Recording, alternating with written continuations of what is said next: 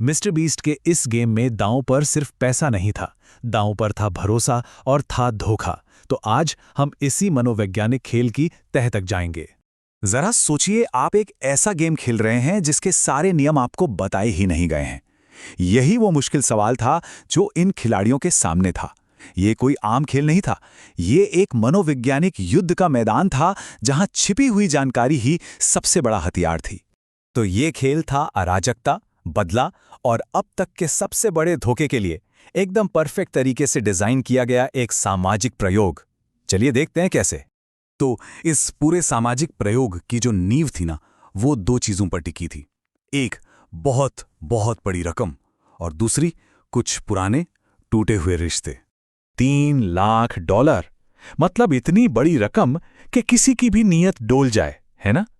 ये वो लालच था जो किसी को भी अपनी हदें पार करने पर मजबूर कर सकता था। अब सेटअप सुनिए, बिल्कुल किसी वाइल्ड रियलिटी शो जैसा।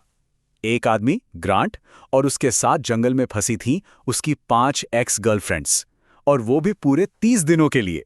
और यहीं से कहानी में असली मसाला आता है। एशले, उसका सिर्फ एक मकसद था, बदला। ग्रांट से बदला क्योंकि उसने एशली को चीट किया था। लेकिन इस गेम में एक बहुत बड़ा, मतलब बहुत ही बड़ा ट्विस्ट था। दोनों साइड्स को पूरी कहानी पता ही नहीं थी। कुछ राज थे, ऐसी सीक्रेट इंफॉर्मेशन जो पार के पूरे गेम को पूरी तरह से पलट सकती थी। तो देखिए, ग्रांट को लगा कि सारी पावर उसके हाथ में है। वो सोच रहा था, मैं राजा हूं, मैं हर 5 दिन में किसी एक को भी घर भेज सकता हूं। पर उसे ये बिल्कुल नहीं पता था कि असली तुर्प का इक्का तो एक्स गर्लफ्रेंड्स के पास था। रूल ये था कि जो भी लड़की आखिर तक बचेगी वो ग्रांट से पूरा का पूरा इनाम छीन सकती थी। और जैसे ही एक्स गर्लफ्रेंड्स को अपनी सीक्रेट पावर के बारे में पता चला, उनका पहला रिएक्शन था, ये तो कर्म है। उनके लिए ये कुदरत का इंसाफ था, ग्रांट को उसके धोखे की सजा देने का सुनहरा मौका। तो बस ये सीक्रेट पावर हाथ लगते ही लड़कियों ने फौरन एक मास्टर प्लान बनाया, एक ऐसा प्लान जिससे वो गेम के नतीजे को अपने कंट्रोल में कर सकें।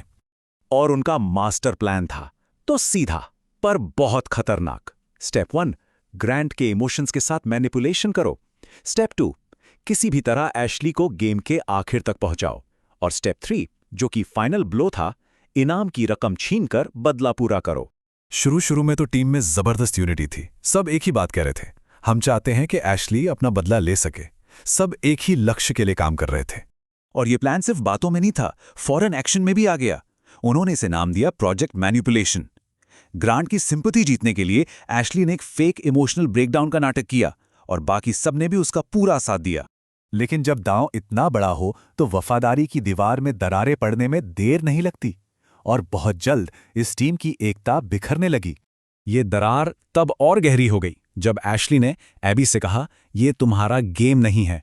बस इसी एक लाइन ने सब कुछ बदल दिया। एशली ने अपनी सबसे जरूरी साथी को खुद से दूर करना शुरू कर दिया था। और एबी के लिए ये एक वेकअप कॉल था।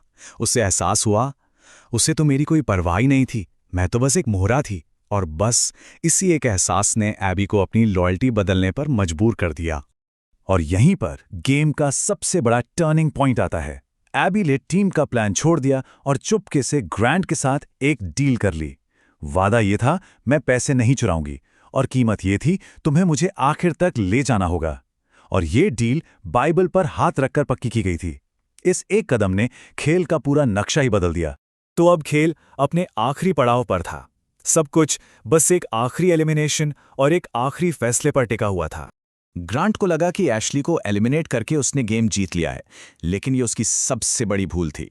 क्योंकि आखिरी एलिमिनेशन के बाद गेम की सारी पावर, मतलब वो इनाम चुलाने वाली अल्टीमेट पावर, अब एबी के हाथ में आ गई थी। अब असली बॉस एबी थी। तो 30 दिनों की रणनीति, धोखे और वादों के बाद सब कुछ एक सवाल पर आकर टिक गया। क्या एबी अपना वादा निभाएगी और इनाम बांटेगी, या फिर सब कुछ चुरा लेगी? और फिर आया एबी का फाइनल फैसला। उसने कहा, बात यह है कि मैं खुद को पहले रखूंगी। और फिर और आखिरी हिस्सा एशली के लिए है। यह एक मास्टर स्ट्रोक था। उसने ग्रांट को धोखा दिया, खुद को जिताया और साथ ही मजाकिया अंदाज में एशली के बदले की बात भी पूरी कर दी। और बस एक झटके में पूरे $3 लाख एबी के हो गए। वो अकेली विनर थी। तो ये कहानी हमें एक सवाल के साथ छोड़ जाती है। एक ऐसे गेम में जहां सम्मान जैसी कोई चीज नहीं है, क्या सबसे स्मार्ट चाल हमेशा सबसे बेरहम चाल ही होती है?